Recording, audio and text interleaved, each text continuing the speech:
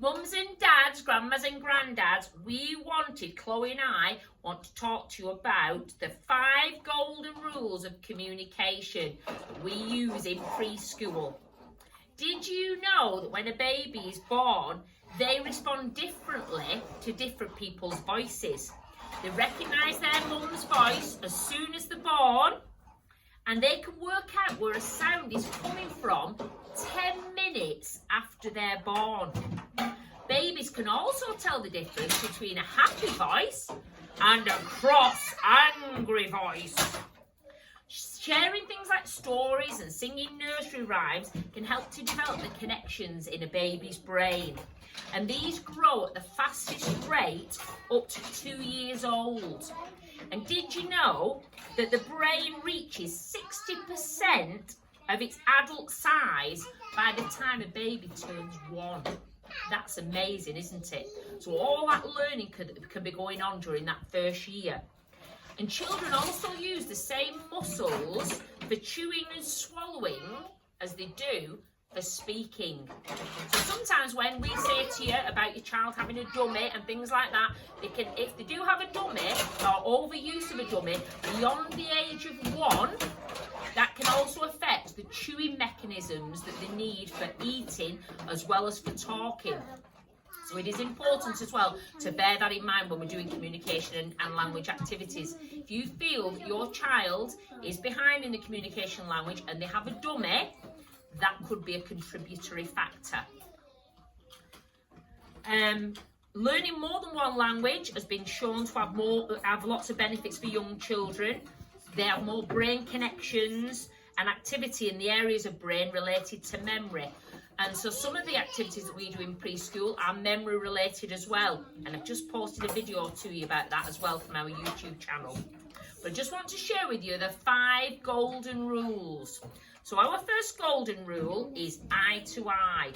So if I'm using Chloe here as an example, and I'm playing with Chloe, instead of being stood up like this, because Chloe can't see, if I stand here, Chloe can't see me properly and what I'm talking to her about. She has to really raise her head up to look at me. So the first important golden rule of communication is get down to your child's level so that we're eye to eye. Can you see me, Chloe? And I can see you. So that Chloe can see. She can see that I'm happy. She can see my facial expressions. She can hear me. And she can follow the instruction I'm going to give her. If you're up here and your child's down here, straight away that communication isn't going to work. So that's kind of like rule number 1. The second one that we employ here is if you're working with your child and you're speaking to them and you want a response, sit down, Danny, and you want a response, it's best to wait for 10 seconds. Now that might seem like quite a long time if you count that in your head, but that's how much time a child needs to be able to input the information that you're asking, process it, and then come out with a response. Sit down, Harper, and come back with a response. So you need to get into the habit of counting slowly from 1 to 10 to give them a chance to respond. And try to minimise the questions that you ask. We use a hand rule. So for and we have this on the information when the library books come out to you, so if you want to reread that, 1 question for every 4 statements or comments.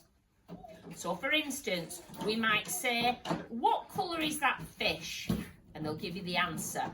In order to elaborate the communication and the language then, instead of asking further questions, you could say, I love fish. See what happens. I like to eat fish with chips, for fish and chips. When we go to the seaside, I love to buy fish and chips. And when we're at the beach, we'll have to see if we can see any fishes in the water. So you're talking about one thing, but I've only asked 1 question. If you're not careful, you can bombard a child with too many questions, and then you're not going to get the communication in the language that we want to see. Also as well, what you can do is offer alternatives. So, do you want to take me those 2 toys, please, Chloe? So if you're playing with your child, or if you're offering them food to eat or something like that, try and offer alternatives. So what have we got here, Chloe? We've got a boat and a car. So you could offer your child, which one do you want? Instead of saying the words, see if they know the words. If they don't, you can then model the words and see if they can repeat after you. And it's about giving them confidence in that as well, to start using more words. And also as well, actions speak louder than words. So using your actions, facial expressions and your tone of voice.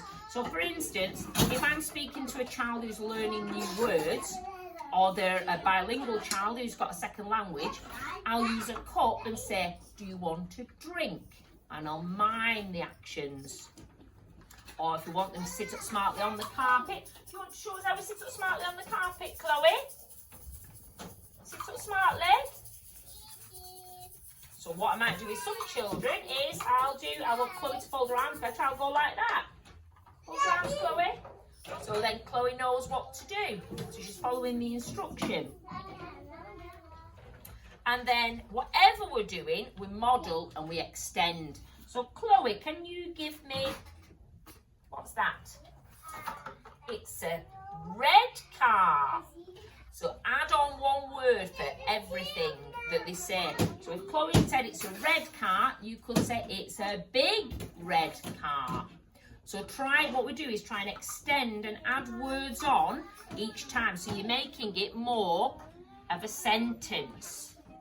What's that, Danny? Boat. I see boats when we go to the beach. Yeah. And they float on the sea, don't they? They do. Thank you, girls. So if you want to try some of those at home, if you'd like one of these little booklets, we've got some, so do please let me know.